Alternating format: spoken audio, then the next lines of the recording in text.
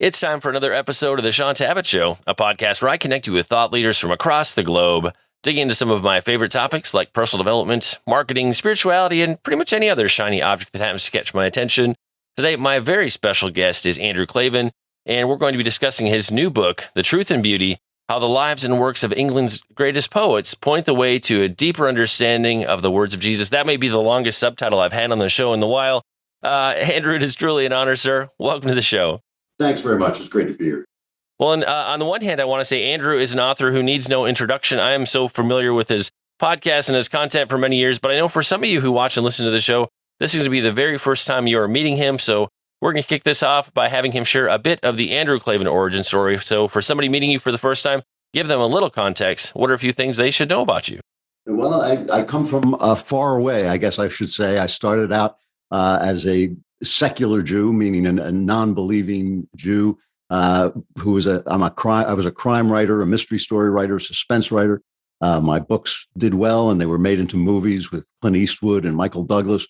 But all along, I was searching for something I knew from the very beginning. I was searching for something that would elevate my thought and my experience of life beyond what I was seeing around me, which was pretty depressing and kind of mired in this idea that there was no such thing as truth, there was no such thing as morality. And I knew those things by instinct weren't true. And slowly, very slowly, really, over the years, I was led to Jesus Christ. And I was 49 when I was baptized.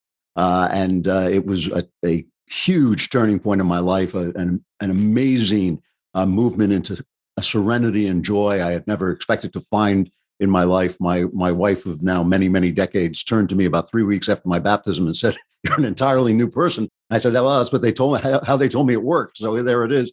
And since then, I've been wrestling with how to do the kinds of things I know how to do, which are tough, hard stories about, criminals and detectives and reporters and things like that, and how to do them in such a way that they reflect what I now see as a sort of another level of reality to the world. And it's been a real journey of craft, both craft and art and inspiration. And it's been incredibly exciting. This book, which I've been wanting to write for years and years and years, is a real labor of love. So it's really something that has been gestating in me for a very long time. Well, and one thing I always like to ask when I have somebody who moonlights between both fiction and nonfiction, I'm always curious, is there one that's easier for you? Does one inform the other? Because not everybody can work in both of those spaces. It's really interesting because I wrote this book and a novel, When Christmas Comes, very close together. And writing this book, it was like standing on a laser point. I knew I was doing exactly what I was supposed to do. It was incredibly fulfilling. My prayer life became almost silent because I felt I was in complete communication. There was nothing else to say. There was nothing I could put into words except the words I was putting on the page. Right after that, at the suggestion of an editor friend of mine, he wanted me to write a Christmas mystery, which I'd always wanted to do. And I sat down to write that. And that was just incredible fun. You're making up stories, you're creating characters, but it was a very different experience. I think the experience of nonfiction, I won't say one is harder than the other, but nonfiction is more technical than fiction. You really have to know what you're talking about. You have to check every word you say, every fact you make reference to. You're going to be hit by people who are more expert than you are. And so you really want to be doing, it's really like operating, like being a surgeon. Whereas fiction does have a certain kind of freedom to it. That's just a very beautiful experience. I've always loved writing prose in general, but I always especially love writing fiction. Well, I like what you said about kind of gestating a message. If I had $1 for every time I talk to an author about, you're kind of pregnant with something and it's growing and it's growing. And, I feel like in Divine Providence, there's a timeliness. Almost every book project I've worked on in the past 10 years in Christian publishing, even though the contract gets signed long before the book comes out, in the season that these books often come into the market, it's what is needed culturally. It's how God is moving. And so there is that mysterious divine timeliness of books where sometimes people will carry things for decades, and then it comes out in that season when the author has the fullness that they're ready to share. I'm curious for you in terms of the season of wrestling that you walk through, wrestling with the Gospels, wrestling with kind of the Sermon on the Mount. I love what you have in the opening part of the book. You quote your son Spencer saying, maybe the problem is that you're trying to understand a philosophy instead of trying to get to know a man. And I've just thought of that. Has just kept me thinking the past few weeks how often we approach faith trying to understand kind of a system and a philosophy, and completely missing Jesus the man. It is really true. Until he said those words to me, it had never really occurred to me. I've read a lot of philosophy. I know how to deal with philosophy, but getting to know a person is really different. And it's a very different experience. And to do it, I say it's a kind of a humble brag that I taught myself how to read Greek so I could read the Gospels in the oldest language we have. But I taught myself, I'm so bad at it that I was scratching through 5 lines a day. But slowing it down like that gave me this fresh experience of kind of like what would happen if you read a memoir or a novel or a biography and you were just trying to get to know this character and putting everything else aside, because a lot of theology in some sense gets in the way.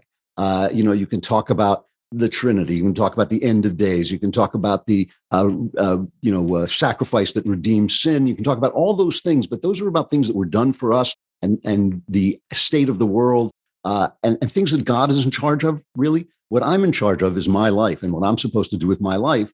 And if God incarnates himself and spends 3 years talking, he must want us to hear what he's actually saying and who he is. And, just like me talking to you, Shaun, you can see my gestures, you can look in my eyes, you can know if I feel uncomfortable or if I'm excited about something. You can see me. And that's the experience I was trying to get out of the Gospels. And it was a very, very different way, when putting aside the words of Paul, putting aside the words of the church, putting aside the theology of hundreds of years and 2,000 years. Suddenly you're just there with this guy and he's saying something to you, and it's urgently important, important enough for him to die for. And it really is transformative. I mean, it's a really new, for me, it was a new way, an original way to look at the Gospels. And I think a place of comfort for many of us is approaching faith with almost kind of just accepting a blind faith and not going after a well-informed, a well-reasoned faith. I feel like that takes a certain bit of courage and bravery because we're afraid maybe sometimes of what we might find on the other side of that journey. For you, just coming out of your background, coming to faith at a later age and just wrestling through the years, if you haven't read or listened to his autobiography, it's phenomenal. I highly recommend that. Why is it important that we take that step? I feel like a lot of people are just afraid to cross that threshold because, even though they kind of operate from a place of just I have blind extreme faith, on the same time they have their doubts and they don't want to necessarily come to terms with them. Yeah, there's that. There's the fear that something will be undermined. When I wrote my memoir, you mentioned The Great Good Thing. I really did sit down, and the memoir kind of goes through the steps that drew me over decades to Jesus. And I did sit down thinking, what if it turns out I catch a mistake, like going over my work, I see a mistake. And I was very gratified to see not only that there was no logical mistake, but also the presence of Christ was so apparent. When I told the story, I thought, oh, what an idiot I was not to have seen it before. And there's also something else. Religion is comforting and gives you a parameters to act in, and it gives you a certain certainty about life. And the interesting thing about Jesus when he starts talking is there's less certainty, but there's more love and more beauty. And one of the reasons it was so urgent to me, and one of the reasons I wanted so much to understand better, is that I feel like every time I understand, I become more joyful. And I always want to be careful in using that word. I don't mean happier, that I'm walking around with a big smiley face and talking about how blessed I am all the time, because I don't really feel like sometimes bad things happen and I'm sad. Sometimes good things happen and I'm happy. But joyfulness is sometimes the old poets called it gusto, a sense of life as being incredibly interesting and important and vital, and a sense of presence in the world that is just very awake and aware. And every time I understand something or feel that I understand something better in the Gospels, I become more joyful. I become more alive. And this is the thing that Jesus says. He says, I want the joy that's in me to be in you. And I'm like, okay, I'm in. I'm in for that. I love that about life, and I love life when it feels that way. And so I just thought, well, he can't just be saying, don't cheat on your wife or give money to charity. That can't, because I do all those things. I follow those rules, but like they're not the things that give me joy in life. Really, what it's so much of just being here and seeing the world as Jesus wants you to see it that provides the joy. And I just want more of that. It's like a drug. I mean, It's what I see missing from the world, and I want it in my life. It's just too good to let go. Yeah, I believe in the book you talked about when something clicks or there are those light bulb moments. It's like encountering a big bottle or bucket of happy sauce or something to that effect. I was like, that's a really great way to say it. So, um, I was kind of surprised when I saw this book come across my email from Zondervan. I don't know, several months back. I was like, man, how is he gonna? I was like, how do these two things come together? Like, I was excited to find out. Okay, how's Andrew going to pull this off? So, even a unique book, as somebody who's been in the Christian publishing space for so many years, a very unique project for Zondervan to take on. So, even that intrigued me as well. But in terms of kind of that era or that age of the English Romantics, like what are some of the parallels, the similarities to our own era? Because I feel like one of the challenges we're walking through right now is people have such a complete ignorance of world history, church history, this, that, and the other thing, where whatever somebody tells you today just seems fine because you just don't have that context. And the reality is, everybody who's come before us has often seen the same systems at work, often solve the same problems that we're trying to solve. And so, kind of that idea that there's nothing new under the sun. Every time I look at history, I'm like, yeah, pretty much we've seen all this before. But in terms of our era, what's happening culturally, why are the English Romantics and what they did in literature a great place for us to spend some time to Uh, understand our culture today? I'm so glad you asked this question because it was the thing that kept me from writing the book for so long is how am I going to explain the connection between these not religious poets? They were not religious poets. They were just terrific poets and the Gospels. And what happened was when I went back to reread the Gospels, just to get to know this man, just to say, who is he? What does he think? What does he see? How does he experience the world? What kept coming back to me were the words of these poets. I mean, you question a document, you question a text, you say, "What are you saying to me?" And the words that came back weren't always the words of the Gospels; they were frequently the words of these poets. And I started to think about that. And what I realized was that the age of the Romantic poets was incredibly like this age. I mean, it's almost uncanny the parallels. In We had this kind of revolution in the '60s where our entire culture changed. They went through the revolution that was the French Revolution, and it was obviously a violent revolution in France. But in the rest of Europe, it was this moment where everybody thought, oh, all the old ways are going to go away. It's the age of Aquarius. We're going to get rid of kings. We're going to get rid of priests. All this God stuff is going to go away. We're not going to be burdened by Christianity anymore. And all of a sudden, they found that they had a lot of new questions that they didn't have before. Was marriage the right thing? Were women actually different from men, or should they be treated the same? Was radical politics, could politics fix things and create this new paradise? That's what they thought the French Revolution was going to be, just like we thought the '60s was going to bring the age of Aquarius. They thought everything was going to change. And I think at the center of it all is, what do we do with the things that God gave us, that now that we don't believe in God anymore, how do we find them? So morality, the inner experience of being human. Do we have a soul? A lot of people were just saying this soul thing is ridiculous. Just like now, they were saying this whole soul thing is, now we have science. Science is going to explain everything. And it was, so gender, the soul, does the soul exist? Does eternity exist? Can politics save us? All those things that we're dealing with now, they were dealing with then. And so you have these poets. And these, it's funny, you had philosophers in Germany who were trying to figure this out, but they're not really philosophical questions. They're really poetical questions because they're about how we experience life. And these guys were basically standing in the rubble of what had been Christendom. The church had lost a lot of its favor. There had been wars between the Catholics and the Protestants. And they thought, well, where do we start? How do we begin again to have this inner life that we got through Christianity? And they started to rebuild the road. They started to build the road back toward Christianity. Now, most of them didn't know that that's what they were doing, but one of them did. The smartest one of them was a guy named Samuel Coleridge. He wrote the famous poem, the Rime of the Ancient Mariner, from which we get phrases like water, water everywhere, and not a drop to drink, or a sadder but a wiser man comes from that poet. It's a wonderful poem. And he was the one guy who kind of knew that Jesus Christ was at the center of this. And he moved like a spirit from poet to poet, inspiring each one. And it's really a wonderful, almost magical story that I don't think, I've read just about every book on the Romantics there is, and I don't think anybody's quite told that story, the story of how this kind of genius of a man, he just knew everything, went from poet to poet, and he turned Wordsworth into the great poet that Wordsworth became.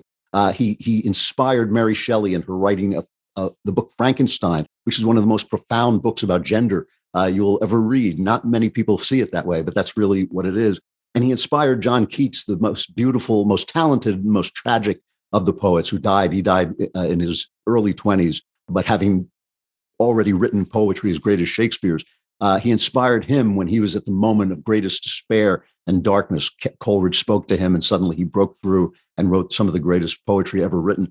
And so all of this, so what I did in the book is I tell the stories of these poets. I know that most people don't want to hear literary criticism. They don't want me picking apart the language. So I told the stories of what these poets, they're very dramatic stories, death and love affairs and drunken parties and all these wonderful ways that poets interact. And then having gone through what they invented, how they built this road back to faith, I go back to the Gospels. And the last maybe third of the book is just talking about the Gospels in light of their insights. And I found, I mean, I can only speak for myself, obviously, but I found a fresh hearing of Jesus's voice. His voice came to me now in ways that I could understand better. They weren't first century ways. I mean, Jesus is the same yesterday, today, and forever, but we're not. We're not the same. We're not first century people. And so suddenly I was hearing his voice and thinking, these strange things that Jesus says, love your enemies. I mean, really? Do we really want to do that? You know, or the one that always stops me when Peter walks on water and he starts to sink and Jesus says, oh, ye of little faith. And I think, are you joking? The guy walked on water. How much faith are you supposed to have? I wanted to understand, you know, Jesus obviously was seeing something that we are not seeing. He was seeing the world in a way we're not seeing. And I came to really feel that that's what he was trying to tell us. He was trying to tell us how to see the world that way. Because when you see the world that way, the joy that's in him is in you. And I just felt these poets create a beautiful, I mean, their poetry is gorgeous. It's beautiful, but a beautiful bridge back to the truth. And that's one of the things that John Keats wrote. He said, beauty is truth and truth is beauty. And he didn't mean prettiness. He didn't mean things that are pretty or true. He meant things that are deeply wrapped up in the truth of life are beautiful. And when you create something that's truly beautiful, you will find that it's deeply wrapped up in the truth of life.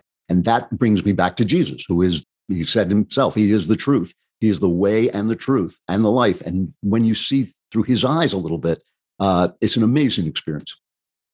Well, I think a side benefit or side effect that excites me about this book is you're going to introduce people who might have never picked up any of these other authors' books, poems, novels, whatever we want to say. And so I always get very enthusiastic because I think if I had a decent education, but I know some of the folks who came after I just did not encounter even half of what I was exposed to growing up, let alone how that it impacts your ability to do a little bit of critical thinking every now and then. But in terms of the people you introduce us to in the book, is there anyone that either, you know, a discovery that really surprised you, or, you know, one of the things that you share that really kind of embodies sort of the core of the message you're trying to share in the book? Is there anybody that was just that you have that perfect example for you? Well, the funny thing that happened to me is when I was a young man, I discovered John Keats, and he's this young, virile, excited poet who is just he wants to make his name and he wants to make great poetry. And I was a young man and I was excited and I wanted to write great things. And so I identified with Keats very deeply. But now I found, as I've become an elder statesman, I found that Wordsworth had become a character that really I identified with. Wordsworth starts out as a radical. He travels to France during the Revolution and participates in kind of mild ways during the Revolution. But then the Revolution, the French Revolution, it's not like the American Revolution. It turns into this terror, people being guillotined. It then becomes a world war with Napoleon conquering most of Europe. And Wordsworth looked at this and thought, no, this was wrong. Now, to say that, just like today, to say like, oh, the woke people are wrong or leftism is wrong, he was canceled for it. He was viciously attacked. There are famous poems written about what a jerk Wordsworth was to abandon the radicalism of the French Revolution and to become essentially a conservative. And that's something I can really identify with because I had a very similar experience. I mean, grew up a liberal and suddenly started to say, well, gee, some of these things that I accepted all my life weren't true. And so I started out kind of thinking, well, I really identify with Wordsworth. But at the end, the thing that really did surprise me was this thing about Samuel Coleridge, who was a drug addict. He was a terribly broken man. He was a great poet for about 5 years, and then that stopped. And yet he was everywhere, like everywhere that people thought, that people changed, that people were awakened. He was there. Some people blamed him for driving people mad because he talked constantly. He did nothing but talk, and this genius would come pouring out of him, and it would affect people, you know. And Mary Shelley, who wrote Frankenstein, was a little girl, and she hid under the couch because Coleridge visited her house and read his great poem, The Rime of the Ancient Mariner. Wordsworth was lost and was not a great writer. And then he talked to Coleridge for a year and he became a great writer. And the thing about Coleridge was he was the one guy who did not let go of Christ. He was the one guy in this age of unbelief. It was an age when belief had become just like today. It was a day when the default was to not believe, or at least to dismiss religion. He was the one guy, because he was the smartest guy, who just kept saying, no, you know, you have to have a base. You have to stand somewhere.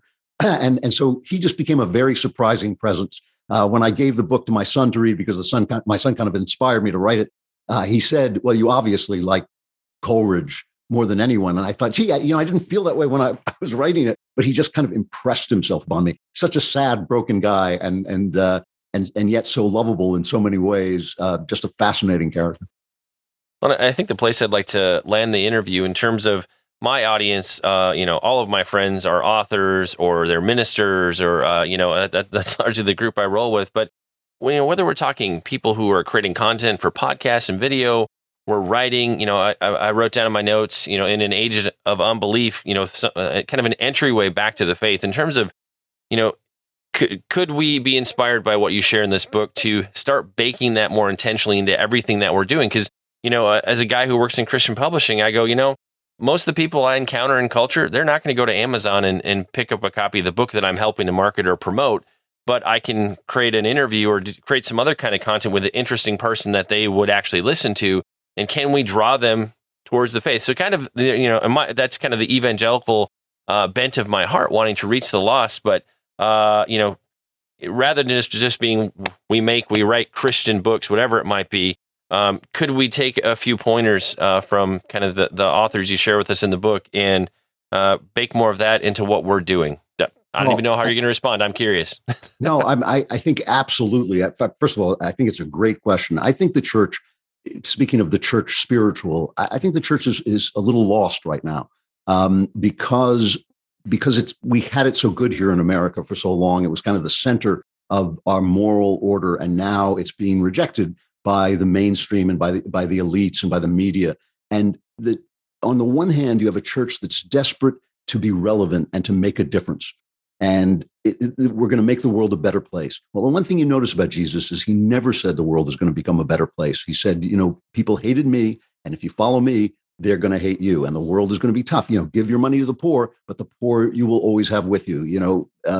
Follow me, and you're going to find a cross. You're going to have to pick up your cross and come with me. He never said the world was going to be a better place. And so part of the church has fallen into politics. And when I say fallen into politics, what I mean by that is politics are never going to take you to the answer. Good politics leave people free to find the answers, but that's the best they can do. They're not going to find paradise in politics. And that's one of the things that guys like Wordsworth learned. So that is a temptation that I think the church is facing on one side. And on the other side, you have a kind of grumpiness with the future, like don't let the future come. And my feeling about the future is A, it's going to come, and B, there's going to be two of them. There's not going to be one future. There's going to be two futures. There's going to be a future for those of us who have followed Christ, and a future for those who don't follow Christ and who go in a different direction. Those are going to be two different futures. And I think that to be grumpy about the future and to say, don't do this and don't do that, we know the world is going to do things that, we don't like. And I think that the thing that we should be talking about is not so much what you shouldn't do.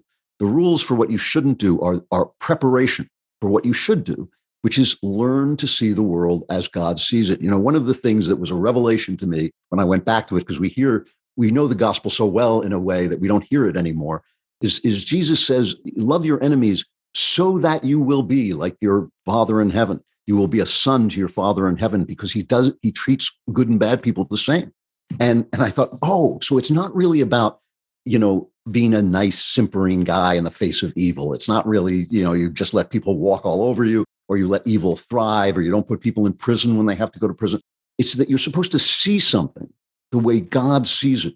And when you start to do that, you are transformed, which is the best I think the church can do. And I think if more people stood up in the pulpit and said, this is what Jesus wants from you, not just to, don't cheat on your spouse. Of course you shouldn't cheat on your spouse. You said you wouldn't, you shouldn't.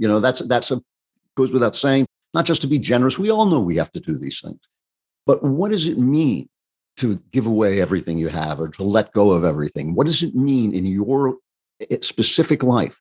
And why is that a gain? Why is that a benefit? I almost never hear this kind of preaching, almost never. And I go to church every Sunday. And I have a wonderful priest. I love what he's talking about, but I almost never hear somebody say, this is your action plan for making the Andrew Klavan that you were given, the Andrew Klavan that God meant it to be. That's what I think Jesus is offering. I actually think that's what he's offering. And when you do that, I think that you hook into the eternity train. I think that person, that Klavan that I was made to be, is the eternal one. And I think the more I find him, the more I'll recognize him on the other side. And that's all the church can do. And the church should stop trying to be popular, should stop trying to be relevant, should stop trying to be big. It should start trying to be a place that people can come and find the person that God meant them to be. And I think that that's a kind of preaching that needs to come back because it's what everybody is so ravenous for. They'll turn to yoga, they'll turn to Buddhism, they'll turn to any fad that comes down the pike if it promises to give them themselves. But only God knows themselves and knows who they're supposed to be and knows who he made them. And I think Jesus is the way to find that. And I think I'd like to hear more people preach about that because I think that's what I found in the Gospels. And Andrew, in terms of all of us connecting with you, your many books, all your content, where are some of the places we can discover you on the web? You can get me at andrewklavan.com. It's Klavan. And I have a podcast on Fridays. So it's both political and cultural and religious on Fridays at the Daily Wire. Ben Shapiro's outfit. I have a podcast there. So you might want to check that out as well. But andrewklavan.com will lead you to most of my books. And of course, you can always tap in my name on Amazon and find them.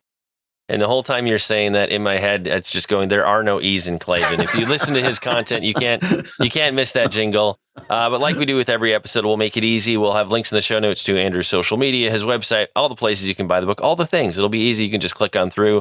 Sadly, it's time to bring this episode of the Shaun Tabatt Show to a close. Many thanks for being a part of my conversation with Andrew Klavan. Once again, our book today was The Truth and Beauty. And Andrew, I want to say thank you so much for sharing with us today. It's been an honor and a pleasure to have you on the show. No, it was great talking to you, Shaun. It was just a pleasure to meet you.